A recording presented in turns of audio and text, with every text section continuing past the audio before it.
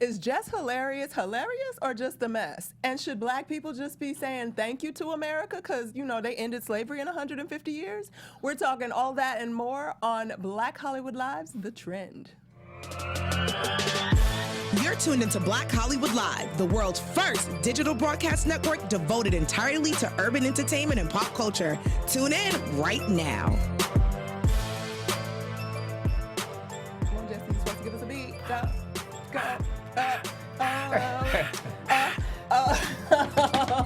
We still got to get our song going on, but what's up? Welcome. Thank you. You're going to get us a song? All right, appreciate it. Welcome, everybody. Thank you for joining us here at Black Hollywood Live's The Trend. I'm your host, Courtney Stewart. Once again, Derrial Christon is out of the office doing some other work somewhere in Los Angeles. He swears he's coming back. It's like, where's Waldo at this point? If y'all find him on the streets, let us know because we don't know where he at. But we got a full house and a wonderful guest joining us today again because he decided to come back and visit us. As you can see right next to me, Mr. Keith Burke is back in the building. Hey, Welcome. What's up? Wonderful to be back. Excited to be back on Black Hollywood Live with these lovely ladies and this talented gentleman to my left. Thank you so much for joining us again. And of course, we got on the other end of the table, DJ Jesse J, Janedy in the building. And gracing us once more, looking like the angel of light right now, y'all. Miss Tanisha Laverne Grant is back to join us. Kisses to all. Hello, darlings. Thank you so much for having me, guys. It's a pleasure to be here. So glad to have you. How's everybody's week? Y'all feeling some sun, and now the rain is back. Sure. It came back strong. Dang, y'all. That That was some heavy breathing. It was because it's, we're over it. Y'all we're over it. It was a rough week for everybody. So let me tell you, that heat scared me a little bit. I was What like, you mean it whoa. scared you? I don't know. I like the cold. I like a nice lukewarm, but this was a little hot. But it was like a quick beat of heat, I and now loved we're it. cold again. I loved it. I grateful. enjoyed I was like, I was Jesus, excited. thank you. The light is out, the sun is shining, it's warm. I was puttering around, Look, doing we some can't light think about the shopping. summer yet because it's going to be scary, and we're going to accept that. The same way that this rain has been kind of scary. You know what I'm saying? The flooding's crazy out here in LA. Can we get some like? Yo, Carson was so flooded yesterday. Did y'all see any of that online? Yes. It was nuts. Like random. The snow. Yeah. Like it's just snowing in LA. People were like literally doing snowball fights. It's I was like, crazy. what? Global warming is a real thing. It's a real thing. And Global warming. And it's all going down in LA. And speaking of some real things or not some real things, y'all, Jesse done found himself another story he's going to talk about. I might not say much because I don't speak on this person, but what you got for us, Jesse? Well, you don't need to say much because the game had plenty to say. I don't know if he just got the news late or whatever, but so remember back 21 Savage, the whole deportation situation,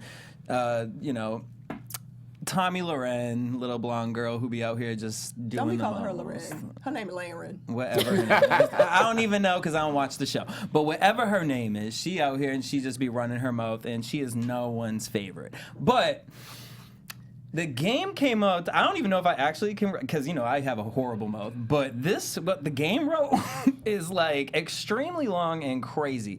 But to paraphrase it, I mean, he basically, I'll just pick a sentence. He said, "Bitch, shut the fuck up. You had 9 plastic surgeries because you hated yourself, and after that, stripped all that makeup, still look like a peeled orange, and that's what you think young girls should look up to and be motivated by."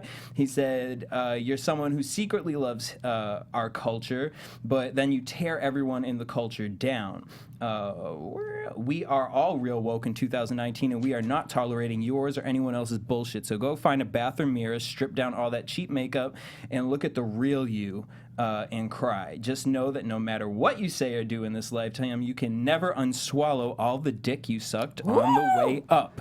Oh, and keep your mouth closed. I can smell the unborn babies from here. P.S. Put another quarter in. I'll be here when you're ready to play." He's with the hashtags. Hashtag helicopter launchpad forehead, have an ass. Wait a minute. I mean, Close your mouth because I could smell the unborn babies. Woo! That's a read. Wow. So he said this, and she did not respond, but obviously Black Twitter went ham with this and with the reposts and whatnot. But she brought 50 Cent into it on her show because he went on, he went on The Real. The girls from The Real had him in and said, "Hey, it seems like this is pretty dramatic. Like this was like, it seemed a little bashing on women in general. Like, a lot of women were upset with what he was saying. He said it's not against women, it's specifically for this woman. So she went on her show and she said, so it's okay to demean and degrade women as long as she's on the right wing? Sit down, game. Didn't 50 Cent tell you to shut up years ago? She said, I've been attacked by Cardi B, Nicki Minaj, over 21 Savage. I have never read anything that disgusting or degrading in my life. Do you watch your show? She says there's one rapper. She uses the term rapper loosely because he hasn't been relevant, claims he's sexist, vile, and he's harassing her, and it has nothing to do with politics. But it does. Claims that she's not worried, but fears what she's really upset about is that what he said doesn't affect her. She's afraid of the young women that read what he wrote and now will be scared to speak up for themselves because they might be destroyed verbally by men. Well, how y'all feel about that? Wow. That's a lot. It's a lot. It's a lot. Game. But it's who he is. It's hip hop. It's like, let's not really like we've had this issue with hip hop, period. Like, it's no surprise that in hip hop, women have been degraded over the years. But that situation has nothing to do with this. This is all based off what you said. And was that cool? Was that fair for you to make a fun little joke about this man getting deported? Like, it wasn't like you were reporting a story when you said it. You were on Twitter dragging him. And so someone came and they dragged you harder. Like, exactly. But that's the key. I mean, that's the thing. Whenever the tables are turned, the table gets turned over and they can't handle it. She was triggered though because he posted a picture of her when she was 16 years old and said that she got plastic surgery, which, I mean, we do grow up and stuff, but says those nostrils, it definitely looked like some work. A little something. But I mean, okay, so, God, I'm not gonna say her name. So here's my issue with it, right? Like, obviously, I don't receive positively anything that comes out of that child's mouth, and I'm speaking of the white child. Because she's concerned about what little girls are going to think about what he said. She should be more concerned about how ignorant she comes across and the ignorance that she spreads and stupidity that she spreads, and be concerned about little girls hearing that and believing it's fact and truth. But that's number one. Number two, the reason I have an issue with I don't have an issue with Game coming for her. And this whole idea that, oh, you drag me, I'm going to drag you harder, it's kind of childish, obviously. I'm not that into dragging harder. I would have preferred a smarter drag. Because to jump to a woman's appearance and whose dick she sucked and how many pregnant, like, to me, that's like, I mean, but her big thing can we laugh? Yes. Yeah. I mean, is there something to laugh in there? Yes. But he definitely could have come smarter. I feel like the dick sucking comment stems from, I mean, it's rash, but he's a rapper. People have sex. But also, the thing is she's been claimed that people are upset with her that she got her own show because she's worked her way to the top. And she won't be she's not the first and she won't be the last. Right. Exactly. So, I just think there's more depth that could have come in that dragging. But that would have shown him in a better light as well. He's working on a new album, so I'm sure he'll have some choice words in there for her. And are y'all here for a new Game album? No. And I'll give her the one thing she did say was that he hasn't been relevant, and he used this for it. So we're talking about you now. So that was a no from Jesse. Rest of the table. Wow. Anybody here for a Game album? Oh, there's silence. I mean, no. That first one was fire. Yeah. I don't have. I'm not going to disparage the man. Like, that Drake combination. You to me, I would love to see a Game Dr. Dre produced album, and that's just. That I think would be hot. So what you are diplomatically saying is that you're not rushing to iTunes for this. Well, no, I mean it would depend. I still would have to hear it. I try not to judge things before I get a chance. But I'm just saying, as far as production goes, it seems like when somebody works with Dre and then they work with someone else, it's never the same. Never the same. It's almost like it was so good that it's like, how do we keep up? I mean, look at Snoop. Yeah.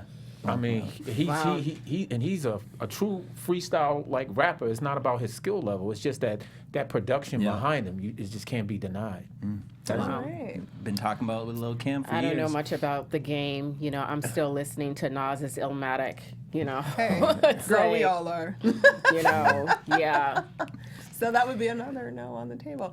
I don't know, Game. I'm here to look at you on Instagram and your occasional suited up when you're suited and booted and looking fabulous. See, I'm the opposite. I was looking for that. I mean, that too is fine, but we're not talking about that right now. What we're going to talk about is we're going to give a political update, which we haven't done in quite some time, and it's not about Trump. Okay, so this week something interesting happened. We had another town hall from another Democratic national nominee for 2020, Elizabeth Warren. She did her town hall on Monday. She chose to go to Jackson State University in Mississippi to do it, which was an interesting choice. And one of the big points that sort of came out of her it was pretty well received. Her town hall was pretty positively received, seemingly, in terms of the things that she spoke about. But one of the big topics that she spoke about was this idea of reparations. And what Miss Elizabeth Warren said is, quote, "I love the idea of this congressional commission. I believe it's time to start the national full-blown conversation about reparations." And she went on to kind of just explain she's not explicitly talking about payouts at this point, but she does feel like it's time for us to have a real conversation about it and get something moving in Congress and legislation regarding it. So, of course, the next morning, everybody's like, whoa. Now, we've had some candidates kind of speak on it a little bit, but not really take a position on it, and she took a firm position in this town hall on it. So, the news channels all across the board were kind of talking about, ooh, Elizabeth Warren really putting herself out there for that. Is she just doing it trying to get the black vote? Like, what's going on? Blah, blah, blah, blah, blah. Well, went over to Fox News, and there's an analyst by the name of Katie Pavlich who basically feels offended, essentially, that Elizabeth Warren would even be thinking that this could possibly be an idea that we should even address. And the outcry came because she said the following quotes in her discussion of Elizabeth Warren and reparations for Black Americans in this country. She said, quote, "They keep blaming America for the sin of slavery." Well, okay, wait, it gets better, guys. But the truth is, throughout human history, slavery has existed, and America came along as the first country to end it within 150 years. We get no credit for that, to move forward and to try and make good on that. We were the first country that decided to end it, and we're still dealing with the issue. But if you want to start a problem and to inflame racial tension even more, start blaming people who have nothing to do with slavery for the sin of slavery. That's not fair. That's not the American way, and we shouldn't be doing it. Right. Just like, this land didn't belong to anyone else before we got here, right? Becky is all I can say. You want to talk about Becky. Wow. Here we are, it's 2019. The first slaves were brought to Jamestown, 1619. Cool. And, certain groups of people still cannot understand slavery and the impact that it has and will continue to have and will always have. Slavery is a bloody stain on America. It will not wash away. It will not wash away. And I thought my phone was turned off. I am so sorry again. We're live, people. It happens. Yeah. Someone should send her to an HBCU. Just drop her off there, leave her there. But what's unfortunate is so many people feel the way that she does. Well, that's my biggest, okay. So many people feel the way that this Katie, her name's Katie. It's Katie. Katie. So many people feel the way that Katie does. Reparations, yes, pay us. So you're for reparations. All right. Pay us what you owe us. Pay us what you owe us. Why do you guys think it is such a, distressing issue to bring up as if it has never occurred in human history? Because reparations have been paid by governments for lots of different things, including the American government. And it has also been paid directly to people, not just to, reparations have been paid for millennia to actual countries and the Greeks would pay each other from wars and things like that. And then there is actual situations where countries have directly paid people victims of the Holocaust, and America Again, specifically because it's paid black Japanese skin. American. But why is it so not conceptually able to be like figured out by white folks in America that this might be something that would actually solve our race problem? Too many white folks in America believe that there is no currency in the black experience in black life, and that we don't deserve that, which couldn't be far from the truth, because we deserve every dollar. We deserve every dollar. We built this country and are still building it. We are culture. Mm-hmm. We are culture. Our culture is appropriated every day, every single day. I feel some energy from you, Keith. I'm pissed off. I'm sorry. I'm sitting here trying to be Keith patient, is like but flexing necking over here. I mean, it's just, to me, the conversation is so insulting. I mean, that's the only thing I can really. It's insulting to even have it in the way that it's being had. It's like when if someone worked for free for over 400 years, if you had someone working for a company, an idea that you had for 400 years, what kind of wealth building would that be? And then you're telling me that somehow the people that worked for free, their children, you don't think they've paid that forward? You can't pay those people, so it should be paid forward to their offspring. I don't even understand why the conversation is being brought up in that way. Like, if you're getting free labor, of course you can't dig up the slaves and pay them, but you're supposed to pay their offspring. You're supposed to level the playing field.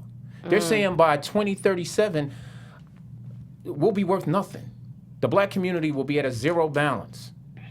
Okay? And that's what happens when day in and day out you try to cut off every possible way for someone of color to get ahead by giving them inferior education based on tax bases in the public school system.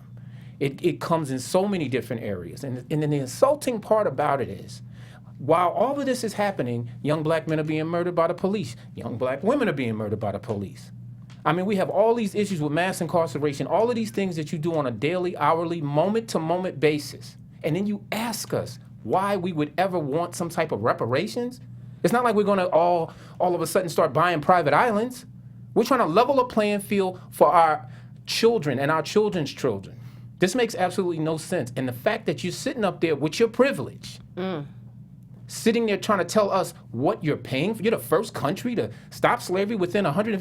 This should have never been slavery. Which was wrong to begin with. Yeah. I mean, that was an inaccurate fact. And not to mention, you're not the offspring of slaves. So since none of your ancestors were slaves, how dare you even come out your mouth and make a comment like that? I'm done. Thank you. Well, praise the Lord, I concur. Everything that Keith said. Everything that Keith just said. But I am really just because we are going into a new election cycle, and the idea that this is even on a national platform for conversation, it's sad that it's 2019 and that's the first time that it is the case, but here we are. So my question is trying to figure out how, because obviously I don't know a black person that don't believe that reparations, maybe Ben Carson, that doesn't believe that reparations is something significant that should happen. How it looks, I don't know. That's something like, what number would you do? Where does that money come from? Well, it would come, I mean, but that's something that, why can't we have that conversation honestly? And why are white people opposed? And I say white people just because as a generic, like Americans who are against reparations for, what have you. But I don't understand how, as a capitalist nation that is fairly educated in this Western world that we live in, just on the basics of economics, like, it makes economical sense. So I don't understand how they are still in a place, whoever they are, I'm not labeling who they are because I don't know, it's a bunch of, I'm sure there's white people that are for reparations, but whoever they are, that we cannot get to a place where we can be at a table and start talking numbers, how this should happen. Should it just be we start funding institutions? Well, Should we be direct could it payment? come in a form of like, I know they tried to do it and it fucking went shit banks with it, but they didn't try to do it. No, with Native Americans. They did try to do it. They tried, and it just a lot of people got fucked out of that. But like they could get into school for free. They didn't have to pay any tuition. Well, that's another problem with Elizabeth Warren. she used that whole clause of education for free for Native Americans. But that being said, that's the point. Like, why is it that those conversations have sort of been and have not been had? It's like it gets brought up for a headline and then it gets dropped. And well, until now, it hasn't legitimately been brought up since 40 Acres and a Mule in 1865. And when 1872 rolled around and the election happened or whatever, and they decided, oh, we ain't doing that. Y'all ain't getting nothing. But we have to push to keep that in the conversation. Yeah. Agreed. We have to keep it's so interesting because, one of my mentors would say to me very often, that it's very difficult. It will be very difficult for Black people to make the progress we need to make in this country because we are too forgiving and too forgetful. I'm in agreement. We're too forgiving, and too forgetful. I think that's interesting to think about, though. Like, I think the too forgetful is definitely the case, but I think that's a symptom of Americans, period. But too forgiving, I think it would be impossible to exist as a Black person in America if we weren't too forgiving. Yeah. I agree with you on that. I do. Because it's hard to walk around in this experience, in this skin. You wouldn't be able to function on a day-to-day basis. With broads like that on national television. Yeah. Saying America was the first. No. But that we should thank them for ending it within 150 years. 150 years. Wow. Which is inaccurate on 1619 to 1865 is not 150 years. Wow. And then can we just talk about the Civil Rights Act of the 1960s? I mean, come on, 1964. It took from 1865 to 1964 for the freed slaves to actually sort of have some rights. Right. And there's still redlining. There's just a whole lot going on. What was it? Interracial relationships was 1975. Yeah. Till we go till 90. I think it was 72, 73, somewhere around there. But yeah, miscegenation. But I would encourage, if we have any white non-believers or white and non-believers, whatever, out there, I would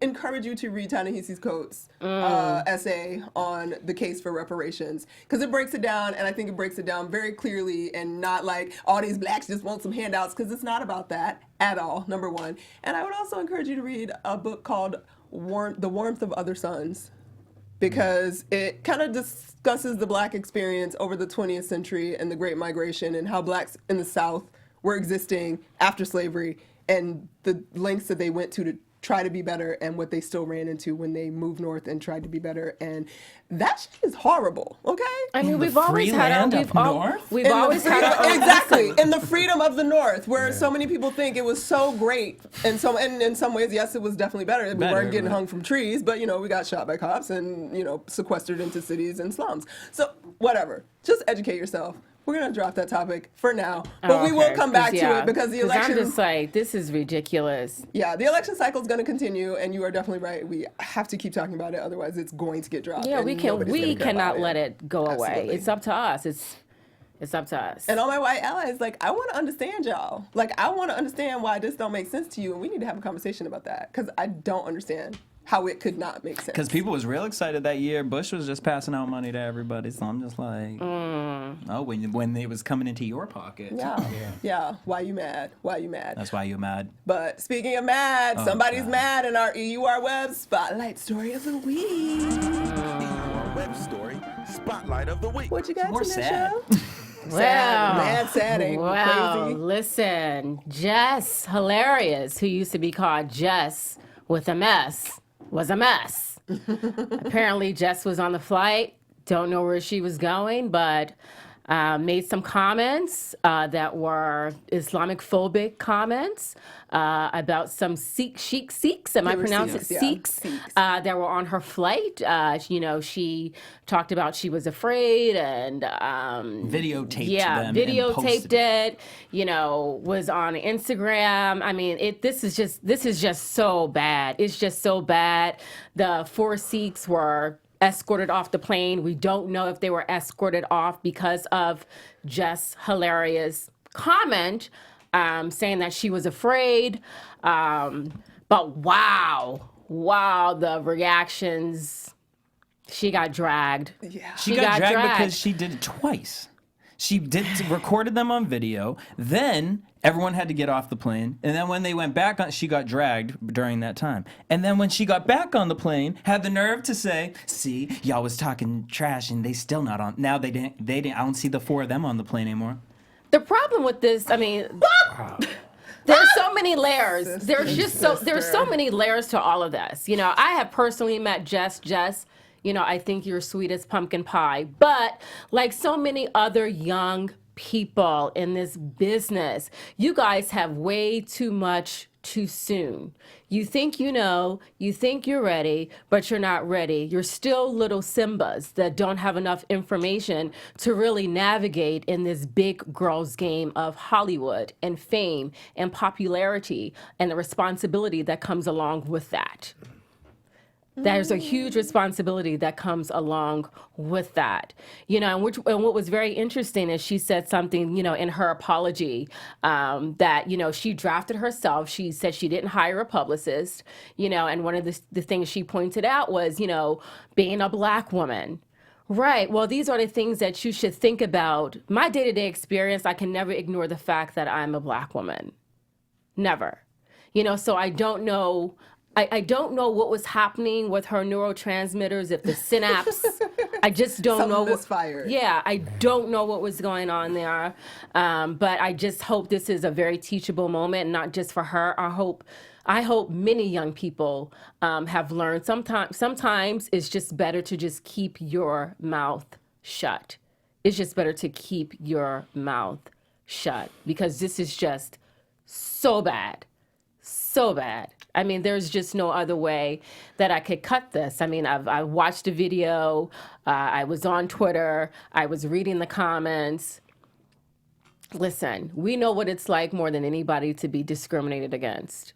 We fight racism every day. Every moment. Every day. Every day. And, you know, as I was embarrassed, you know, and I know there's this whole thing of, you know, what another person does or what another Black person does has no effect on me. Well, you know what? I take shit personally. I do. And I was embarrassed. Yeah. Let's have a beat there. Like, I was just so embarrassed because then it's just like, you know, it was the double backing. Well, it's really interesting too because there's some conversation on because there's that whole if you notice something, say something, and that's sort of the defense that people are kind of trying to come to that are in agreement. Well, she saw something that made her uncomfortable. That's the like, next level of that. Listen, because what if you were walking through a white neighborhood and a white person was like, "Oh, there's a black female," which is what is happening constantly. Yeah. No, exactly. You know what I mean? Like, girl, look at it. Exactly, but that's the depth of the conversation. People are not aware that it's not just about seeing a brown-skinned person or a Muslim with their turban on or whatever. Like, it's about seeing behavior that seems out of the ordinary. I was at a movie theater and a man came in and he had, I couldn't even tell you I don't even remember what he looked like, but he came in, he had a suitcase. He came in, left the suitcase, and left the building. Now that is something that is a behavior. You get out, you record, you scream, you yell. Listen, that's an action. I have a story a few years ago. I think it was probably around 2015. I was downtown Los Angeles. I was crossing the street. I can't even remember where I was downtown. And there was a box sitting on top of the mailbox.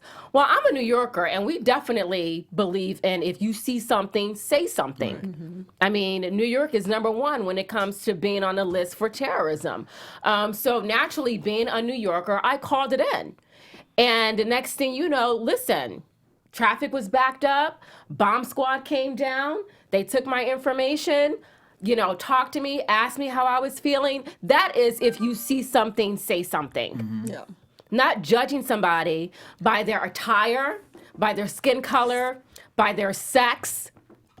That's not see something, say something. That's being outright prejudice. Well, exactly. Absolutely. But people don't know the difference. And that's why I'm trying to make that what this conversation is about. Yeah. Because they really don't recognize that there's a difference between seeing a Muslim and seeing a Muslim doing something that is out of the ordinary or something you should be concerned about. Or seeing a black person that might be a danger versus just seeing a black person existing as a black person. We have to understand that there's a difference.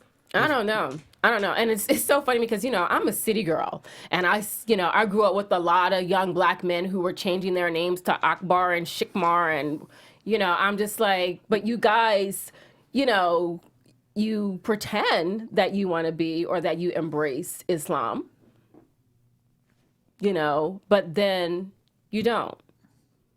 Based off of the narratives that this country is telling us what it means to be of Islam. Yeah, I mean, well, it seems like the theme throughout this show has been lack of education. Yes. I mean, in every story, there's a lack of education, in which is what I spoke about in terms of like why this country is suffering. It's by design. It's not by chance. If you have a bunch of uneducated people, you can manipulate them into doing anything and everything that you need them to do for your agenda. And so in each story that, you know, it's been about somebody's lack of education. She's not educated. Yep. And this has nothing to do with her being black. Nope.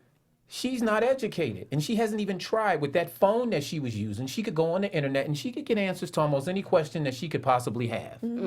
But because she's lazy, okay, and I hate to ever use that word when speaking about a person of color, but I'm speaking about an individual, not a color.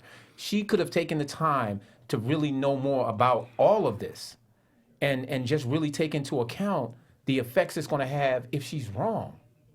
You know, to make somebody feel that way and to make it a part of a show. A whole group. Come on. A whole group. This is just lack of education on a real serious level. For sure. And I want to, like, please, we're very, very, very influenced by imagery. And we don't realize how much imagery we sort of receive on a regular basis that they, whoever they are, want us to sort of believe. Like, she came from a place because she's been probably seeing all this Muslimness and Muslims doing this and this and that. And that is her conditioning because she has not gone and read a book and understood what Islam is or anything else, or has any Muslim friends probably that she can relate to, whatever. She's taken those images that have been fed her, and that has informed her reaction and behaviors towards them.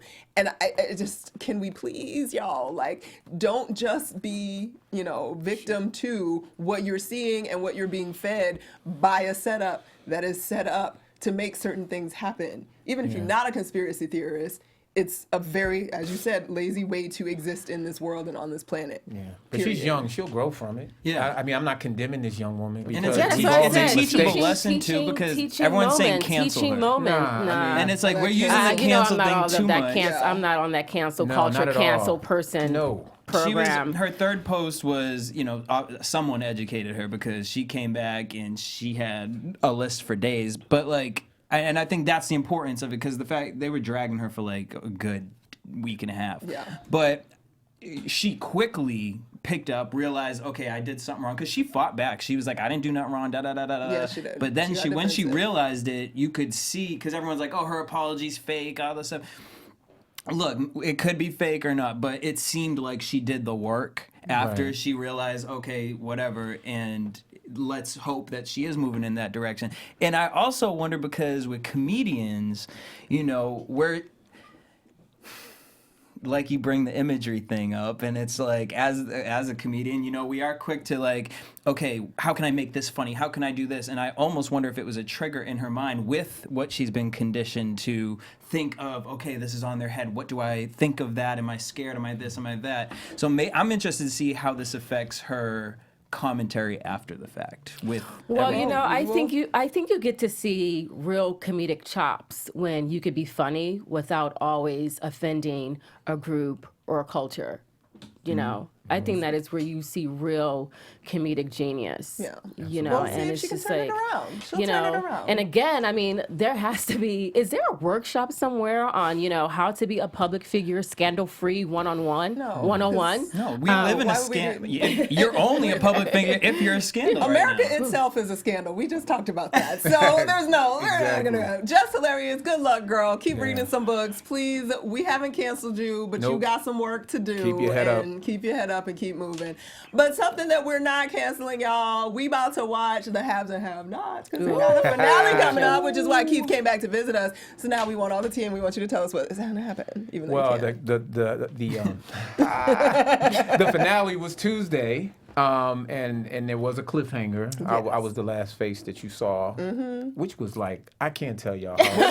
Listen, the kid in me was jumping up and down, screaming, just like, it was truly like an honor to just be in a position to be a cliffhanger. I mean, you grew up watching cliffhangers. You never think you're going to be one, you know.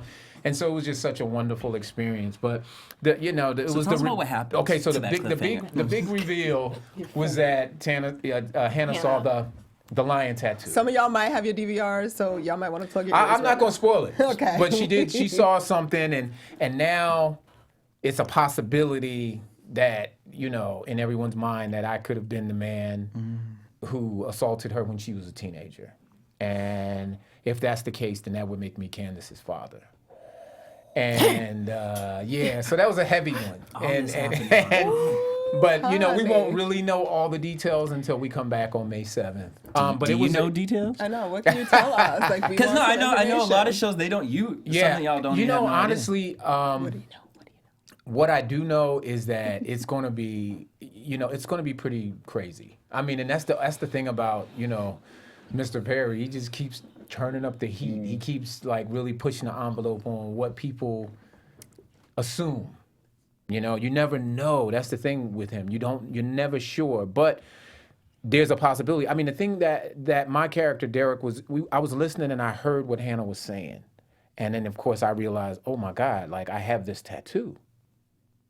Does that mean? Do you understand what I'm saying? And so obviously when she comes into the kitchen, I'm just like, oh my God, like I'm just blown away that possibility of it, you know, being me, that had done this to a woman that I'm absolutely in love with and want to be with, is just beyond my scope of understanding. I literally was heartbroken. How very Luke and Laura crazy. of Tyler Perry. I love it so much. It's so good. Yeah, so it was awesome, the response, and you know, we just had such an amazing time working together. And you know, to have that as an end of a storyline, well, it's not the end, but to have it as a cliffhanger, to have everybody kind of like, oh my God, where's this going? That was awesome. Yeah. So. Now, how do you guys shoot? Like, as far as like schedule, like when will you start shooting again for that, or have you already? Well, we just finished shooting. Okay. Actually, and so yeah, it's crazy when you know so much so far ahead because we move so quickly. Unlike other shows, I know about stuff that's gonna weigh down. You like y'all think about this, but wait till next season. Yeah, like because what you don't know Because Tyler would be that, like 3 episodes in, it's a whole new. No, that episode that y'all saw on Tuesday, we shot in 2017. Oh my gosh. Oh my gosh, really? Wow. Yeah. I mean, it was July of 2017. Dang. That TV episode. is so, I'm so fascinated by television. Listen, you have no idea. And like Tyler it's moving even in his own. It's crazy up close and personal. Like when you really see it to understand it, it's like insanity for someone. I'm like, how do you even? When do you sleep? Yes. Like how do you not have health issues? Like he's moving and shaking, man. Like it's all good, and it's like he's got 10 different things happening always at once, and it's probably 20, but 10 that you see in front of you. That's amazing. So it inspires you to know that you're limitless. You can be as great and as amazing as you are willing to work for. Wow. That's insane. That's 2017. I was like, wow. Usually expect the year of 2018, but goodness, he's that far ahead in his brain. Yeah. Like, that's insane. Yeah. That's impressive. All Absolutely. right. Well, you guys make sure you check it out if you haven't already. I got my Comcast. Go online. I know you can go online. I'm sure some of you guys DVR'd it, etc. Now, when are you guys coming back again? And it's on demand. Oh, it's on demand. Yes. We'll be back May 7th. May 7th, you Yeah, guys. Oh, that's baby. a quick little break. I know it's a quick little hiatus. You know, what are you OWN doing controls in the that. meantime? Well, right now it's pilot season, so you know, brother need another job. Keep working. I hear Keep that working. part. Yeah. But it's Okay. wonderful. It's great to hear, and I'm so excited because I haven't watched the episode yet. What's a dream character you would love to play? Wow. I honestly, it would have to be, I would say, someone like, gosh, it would have to be someone that it was a story. I want a story, like, you know, like if Beale Street could talk. Oh. You know, something with some heart. You know, something that's to me is a dream role. To show that love and the journey of it on that level, cinematically. I mean, I grew up going to the movies. I mean, a lot of them I saw alone. You know, I just was so fascinated by filmmaking that I would just go to the movies by myself. And so for me, that's the dream, to actually have an amazing film like that, to be a part of something like that. That would so be awesome. amazing. Y'all heard That's that? so coming. Put that out in the air. Love it. The super moon was last love night. It, love it. Love it. Love it. The super moon was last night. There you go. Wow. Okay.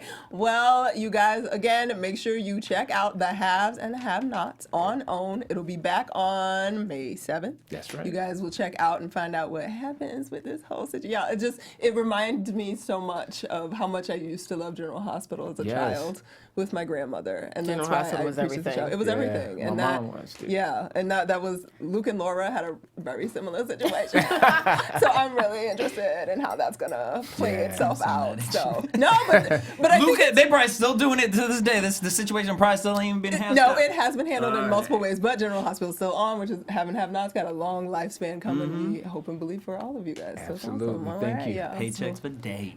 Wonderful Days, project to be a years, part of. years. From your lips to God's ears, I take You're that going and to be receive it. fine. You're going to be fine. All right, Keith, and where can everybody find you, all the fans that want to see you in the meantime on the gram? Or On the gram is Keith_Burke_official. Right. Much love to everybody. Thank you for all your support. It's been much appreciated. Yeah. And Jesse. Everywhere at DJ Jesse J. It's Tanisha.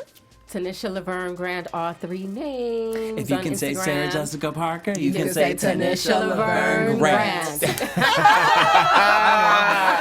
I love y'all. In unison. All right, and you guys, you can find me everywhere at Stewart Starlet. Make sure you follow us at BHL Online. Check us out. Subscribe to our little situation with that red button right there, and come back and visit us next week because we got a real special guest, y'all. Y'all gonna love her. Oh, yeah, I'm so excited. Y'all gonna love her. So have a wonderful weekend. Keep it safe. Keep it real, and love your people you with.